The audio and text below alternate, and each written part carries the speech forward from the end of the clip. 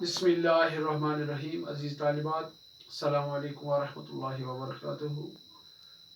کل کا موضوع تھا پروین شاکر غزل نمبر 1، تو آج ہے اسی شاعرہ کی غزل نمبر 2.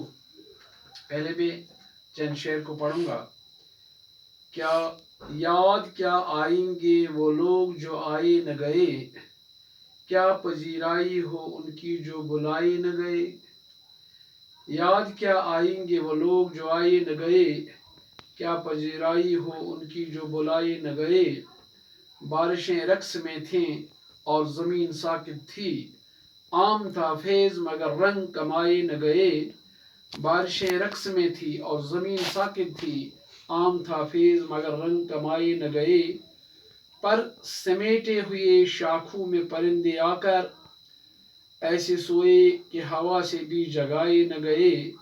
پر سمیٹے ہوئے شاخوں میں پرندے آ کر ایسے سوئے کہ ہوا سے بھی جگائے نہ گئے. تیز بارش ہو، گھنا پیڑ ہو، ایک لڑکی ہو، ایسے منظر کبھی شہروں میں تو پائے نہ گئے. روشنی آنکھ نے پی اور سر مچقان خیال، چاند وہ چمکے کہ سورج سے بجھائے نہ گئے. روشنی آنکھ نے پی اور سر مچقان خیال، چاند وہ چمکے کہ سورج سے بجھائے نہ گئے. تو اب چند ایک شعر کی تشریح کرتے ہیں. یاد کیا آئیں گے وہ لوگ جو آئے نہ گئے، کیا پذیرائی ہو ان کی جو بلائے نہ گئے. شاعرہ پروین شاکر اس مطلع میں فرماتی ہیں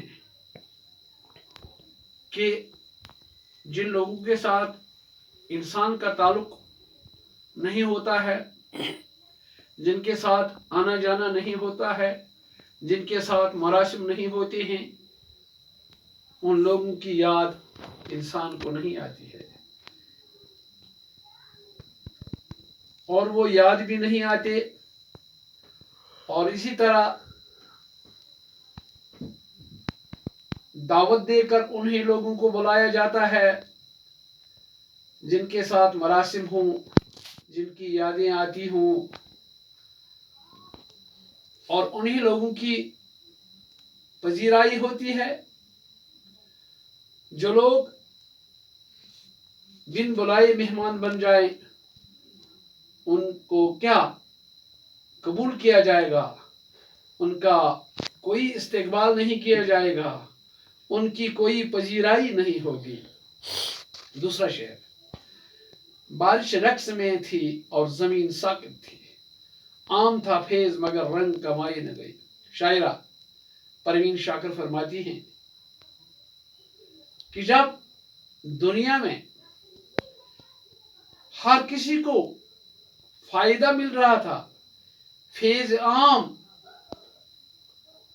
حاصل ہو رہا تھا، یہاں پہ انہیں تشبیہ دی ہے بارش سے کہ بارشیں پرسکون انداز میں زمین کو سیراب کر رہی تھی، گویا ماحول یکسر نوازنے اور عطا کرنے والا تھا. لیکن ہم تو ایسے بھی کوئی رنگ اپنے لیے حاصل نہ کر سکے، یعنی ہم کوئی فیض نہ اٹھا سکے. جب دنیا والوں کو فطرت کی طرف سے فیض عام ہو رہا تھا، یہاں پہ شاعرہ نے تشبیہ دی ہے سوکھی زمین سے کہ جب سوکھی زمین کو پانی پہنچتا ہے یا بارش ہوتی ہے تو مرجائی ہوئی زمین تر و تازہ ہوتی ہے.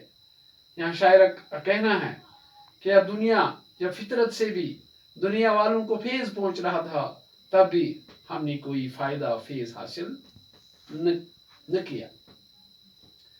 پر سمٹے ہوئے شاخوں میں پرندے آ کر ایسے سوئے کہ ہوا سے بھی جگائے نہ گئے.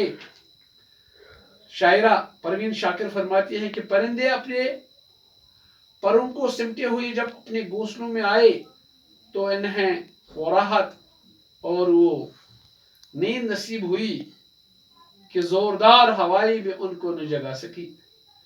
انہیں اپنے گھونسلوں میں بہت ہی آرام اور سکون حاصل ہوا. مراد یہ شرق ہو یا غرب، گھر آخر گھر ہی ہوتا ہے، گھر میں انسان کو سکون ہوتا ہے.